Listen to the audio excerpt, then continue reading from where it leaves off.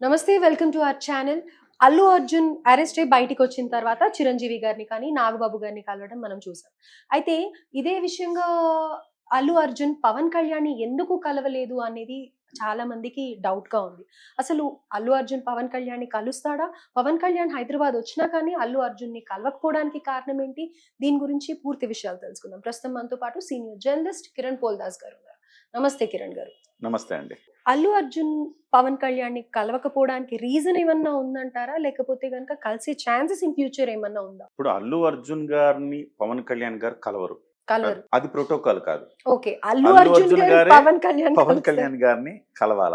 Appointment ఎవరు ఇవ్వాలి వీళ్ళిద్దరిలో అంటే పవన్ కళ్యాణ్ గారే అపాయింట్మెంట్ ఇవ్వాలి. Of course. ఇది మీకు ఇంతకు ముందు కూడా మెగా పవర్ హౌస్ అది ఇప్పుడు. అవును. Megastar, global star, deputy chief minister, minister. నేను అడగడం కూడా అదే అడిగాను. అల్లు అర్జున్ గారు పవన్ కళ్యాణ్ గారిని కలిసే ఛాన్సెస్ ఉన్నాయా అని అడిగాను. నేను క్లారిటీ చెప్తున్నాను అంతే. సో అల్లు అర్జున్ గారికి ఇవాళ పవన్ కళ్యాణ్ గారిని కలవాల్సిన నెసెసిటీ కూడా ఉంది ఇక్కడ. ఎలా అంటారు? ఎలాంటి నెసెసిటీ అంటే తాజాగా రిపబ్లిక్ టీవీలో ఒక వార్త వచ్చింది. అదేంటంటే మధ్యంతర బెయిల్ని క్యాన్సిల్ చేయండి అంటూ పోలీసులు మళ్ళీ కోర్టుకి అప్పీల్ చేసుకుంటున్నారు అనేది. ఆ లెటర్ ఏదో బయటికి వచ్చినందుక ఆ లెటర్ బయట ఆ లెటర్ పోలీసులు ఏదైతే లెటర్ మేము పర్మిషన్ నిరాకరించాము అన్న లెటర్ నిన్న బయటకు వచ్చింది కదా. ఆ నేపథ్యంలో అల్లు అర్జున్ గారిని ఆయనకి ఇచ్చిన మధ్యంతర బిల్ని క్యాన్సిల్ చేయండి అని చెప్పి పోలీసులు వెళుతున్నట్టు. నిజంగా పోలీసులు ఈ రకంగా వెళితే 2 రీజన్స్ వస్తాయి. బహుశా నా అభిప్రాయంతో ఏకీభవించకపోవచ్చు చాలా మంది. 2 కారణాలు ఉంటాయి. ఒకటి గవర్నమెంట్ ప్రెషర్. గవర్నమెంట్ కుట్రపూరితంగా అల్లు అర్జున్ గారిని కార్నర్ చేస్తోంది, ఫస్ట్ రీజన్. రెండవది అల్లు అర్జున్ గారు మొత్తం ఈ వ్యవస్థ మొత్తం కలిపి పుష్ప సినిమా హిట్ అవ్వడానికి ఏమన్నా ప్లాన్ వేస్తోందా? ఈ 2 రీజన్స్ ప్రధానంగా కనబడతాయి. ఎందుకంటే మీరు ఆలోచించండి ఒక్కసారి, అల్లు అర్జున్ ఏమన్నా డైరెక్ట్ మర్డర్ చేశారా, లేకపోతే ఏమన్నా లైంగికంగా ఎవరైనా వేధించారా? ఏం అంత భయంకరమైన కేసు ఏం కాదు కదా. పోలీసులు మధ్యంతర బెయిల్ క్యాన్సిల్ చేయాలని పోలీసులు వెళ్ళేంత అవసరం ఏముంది? వాళ్ళు అలా వెళుతున్నారంటే ఈ 2 రీజన్సే ఉంటాయి. ఒకటి అల్లు అర్జున్కి తెలిసే జరుగుతుండాలా, ఎందుకు ప్రచారం కోసం. ఇంకొక నివేదిక ఏం చెప్తోందంటే అల్లు అర్జున్ గారి పుష్ప 2 కలెక్షన్లు అరెస్ట్ తర్వాత 74% పెరిగాయట. నిజమేనా అది? నివేదికలు చెప్తున్నాయి 74% పెరిగాయి. నిజంగా మొన్న మీరు కూడా ఎన్నో అనాలిసిస్ ఇచ్చారు కదా. సాటర్డే సండే రోజు వీకెండ్స్ అంటే సెకండ్ వీకెండ్, ఇది ఫస్ట్ వీకెండ్ ఆల్రెడీ మంచి కలెక్షన్ వచ్చింది. సెకండ్ వీకెండ్ మనం ఎవరూ ఊహించనంతగా కలెక్షన్లు పెరిగినాయి నార్త్లో ఎస్పెషల్లీ. ఇక్కడ అరెస్ట్ వార్తలు, అక్కడ గుప్పు మనడం, అవునా అరెస్ట్ చేశారా, ఎందుకు, సీఎం మీద కామెంట్స్ ఉన్నాయా, అసలు ఏమున్నాయి సినిమాలో చూద్దాం, నిజంగా సీఎంని అంత మాట అన్నాడా, అందుకే కోపం వచ్చిందా, అసలేంటో చూద్దాం. ఈ రకంగా ఇక్కడేంటి చిరంజీవిని అలా అన్నారా?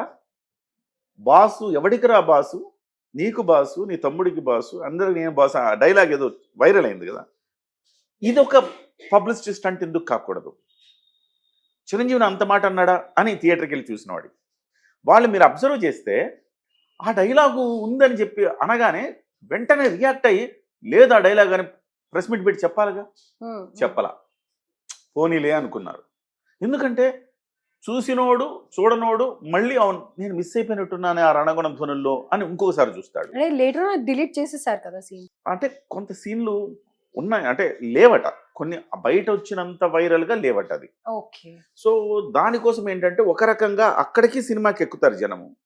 అరెస్ట్ అవుతారు అంటే అరెస్ట్ అయ్యారంటే సినిమా సీఎం మీద డైలాగులు ఉన్నాయంటే అందుకే అరెస్ట్ చేశారంట అన్న ప్రచారం నేపథ్యం. అసలు ఏంటి ఆ డైలాగులు, సీఎం మీద ఏమున్నాయి, అంత కోపం వచ్చేలాగా ఏం జరిగిందని చెప్పేసి కూడా ఇలాగ 74% కలెక్షన్లు పెరిగాయట. పబ్లిసిటీ స్టంట్ అది కావచ్చు, లేదా నిజంగానే గవర్నమెంట్ ఆయన్ని కార్నర్ చేసి ఉండొచ్చు కదా. సో ఇప్పుడు నిజంగా గవర్నమెంట్ కార్నర్ చేసి ఉంటే ఈ 2 సాధారణ పరిస్థితులు అయితే కనపడట్లేదండి నాకు. ఒక అసాధారణ పరిస్థితి కనపడుతుంది నాకు. ఆ ఇష్యూను కూడా మనీ మేకింగ్ ఇష్యూగా మార్చేసుకుంటున్నారా అన్న ఆ కోణంలో అనుమానం కూడా కలుగుతాం. ఎవరు చేసుకుంటున్నారు అంటారు? ఇంకెవరండి, సినిమా వాళ్ళే. సో ఒకవేళ నిజం కాదు, వాళ్ళు చాలా సచ్చీలురు, వాళ్ళు అలాంటి పనులు ఏం చేయలేదంటే గవర్నమెంట్ అన్న కార్నర్ చేస్తున్నట్టు. ఎందుకంత గవర్నమెంట్కి అంత ఇంట్రెస్ట్ ఏంటి? నిన్న కూడా మనం ఒక వీడియోలో మాట్లాడుకున్నాం.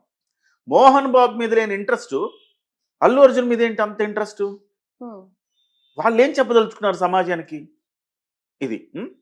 సో ఇప్పుడు గనక నిజంగా గవర్నమెంట్ కార్నర్ చేస్తే కాపాడే శక్తి ఒక్క పవన్ కళ్యాణ్ గారికే ఉంది. కాబట్టి ఇన్ఎవిటబుల్ ఖచ్చితంగా పవన్ కళ్యాణ్ గారిని కలవాల్సిన అవసరం ఉంది.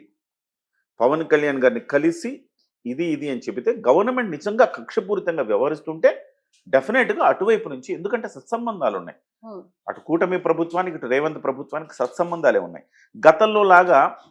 గతంలో జగన్మోహన్ రెడ్డికి కేసీఆర్కి సత్సంబంధాలు ఉండేవి. కానీ 2014 నుంచి 19 వరకు కేసీఆర్కి చంద్రబాబు సత్సంబంధాలు లేవు. ఓకే. సో ఇప్పుడు ఉన్న ప్రభుత్వాల మధ్య సత్సంబంధాలు ఉన్నాయి. కానీ కాబట్టి రేవంత్ రెడ్డి గారు అంత కక్షపూరితంగా అరెస్ట్ చేయాల్సిన అవసరం ఏముంది? అదే కదా ఇక్కడ పాయింట్. అంత అంటే కక్షపూరితంగా ఎందుకు అందరూ చూపించేది వ్యవహరిస్తున్నారు? స్టేజ్ మీద పేరు మర్చిపోవడమే. ఆఫ్టర్ ఆల్ అంత చిన్న దానికి ఇంత చిన్నదండి, పెద్దగా యాదృచ్ఛికం చేస్తారా? కావచ్చు. ఎవడి ఎంత మెమరీ ఉన్నా కానీ పొరపాటు జరగడం అది పొరపాటు, తప్పు కాదు. పొరపాటు సహజం. తప్పు అనేది ఏమైనా చేస్తే పశ్చాత్తాపడాలి. పొరపాటు చేస్తే అది సహజంగా అందరూ చేస్తారు. మీరు చేస్తారు, నేను చేస్తాను, అందరూ పొరపాటు. దానికోసం రేవంత్ రెడ్డి గారు ఇంత రెచ్చిపోయి పోలీసుల చేత ఇంతలా యాక్షన్ తీసుకుంటారంటే అది నేను నమ్మను. నేను చెప్పాను కదా ఈ 2 రీజన్స్. ఒకటేమో సినిమా హిట్ కావడం, రెండోది ఏంటంటే బిహైండ్ ద సీన్ కొన్ని రీజన్స్ ఆయనకంటే ఆ సీఎంలు దాని మీద ఆయన మీకు ఆజ్ తక్ ఇంటర్వ్యూలో ఆయన ఏం చెప్పారు, మీకు ఇష్టమైన స్టార్ ఎవరండి అంటే నేనే ఒక స్టారు ఓకే. అన్న ఒక రకమైన అహం కనిపించింది రేవంత్ రెడ్డి గారిలో కూడా. సో ఆ రకమైన స్టేట్మెంట్ని జనం ఎవరు అంత మంచిగా రిసీవ్ చేసుకోరు. సహజంగా స్టార్ అంటే ఆయన దేని గురించి అడుగుతారండి? సినిమా వాళ్ళ గురించి అడుగుతారు. మీకు ఇష్టమైన స్టార్ ఎవరంటే నాకు బాలకృష్ణ ఇష్టమో, లేకపోతే చిరంజీవి ఇష్టమో, లేకపోతే కృష్ణ ఇష్టమో.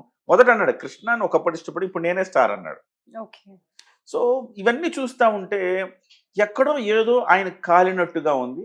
సినిమా ఇండస్ట్రీ అంతా నన్ను ఎవ్వరూ కూడా గౌరవించట్లేదన్న ఒక బాధ రేవంత్ రెడ్డి గారిలో ఉన్నట్టుగా కనపడుతుంది అనేది మనకు వస్తున్న ప్రచారం. ఓకే. సినిమా ఇండస్ట్రీ ఈ ప్రభుత్వం వచ్చాక గతంలో కేసీఆర్కి కేటీఆర్కి ఇచ్చినంత ఇంపార్టెన్స్ ఇవాళ రేవంత్ రెడ్డి గారికి కానీ సినిమాటోగ్రఫీ మినిస్టర్ అయిన కోమటిరెడ్డి గారికి కానీ ఇవ్వడం లేదు అనే ఒక ప్రచారం ఉంది. ఆ ప్రచార నేపథ్యంలో వీళ్ళకి మన పవర్ ఏంటో తెలియాలి. వీళ్ళందరూ మళ్ళీ గతంలో జగన్మోహన్ రెడ్డి చేసినట్టు ఈయన కూడా ఆ రకంగా ఆలోచిస్తారంటే రేవంత్ రెడ్డి గారు అట్లా అంత కుటిలంగా ఆలోచించే వ్యక్తి అని నేను అనుకోను. అయితే ఇక్కడ ఒక్క క్వశ్చన్ నాకు. రేవంత్ రెడ్డి గారు ఏదైతే హైడ్రాతో లోయర్ కేటగిరీ వాళ్ళని ఏడిపించారో, సో అదే లోయర్ కేటగిరీలో ఈ ఒక కన్సర్న్ ఎమోషనల్ గా వాళ్ళని డ్రాగ్ చేసుకునే విధానం అని అనుకోవచ్చు. ఇది ఏమన్నా ఎట్లా అంటారా? అంటే ఒక కుటుంబానికి ఏముంటుంది? అన్యాయం జరిగింది కాబట్టి హీరో అయిపోవచ్చు అన్న దీంట్లో ఏమన్నా చేస్తున్నారు? అట్లేమో ఉంటుంది. దానివల్ల అంత మైలేజ్ వస్తుంది అనుకుంటున్నారా? లోయర్ క్యాడర్లో ఏం రాదు. అంత మైలేజ్ ఏమైనా వచ్చే అంత ఇష్యూ కాదు అది. సో కాబట్టి నేనేమనుకుంటున్నానంటే ఒకవేళ కనుక నిజంగా ప్రభుత్వం ఏదైనా మనసులో పెట్టుకొని ఇబ్బంది పెట్టే క్రమంలో ఆ రకమైన యాక్షన్స్ తీసుకుంటున్నట్టయితే పవన్ కళ్యాణ్ గారు ఒక్కళ్ళే కాపాడగలుగుతారు. ఇప్పటికే మనకు వస్తున్న సమాచారం ఆయన అపాయింట్మెంట్ అడిగారని పవన్ కళ్యాణ్ గారిని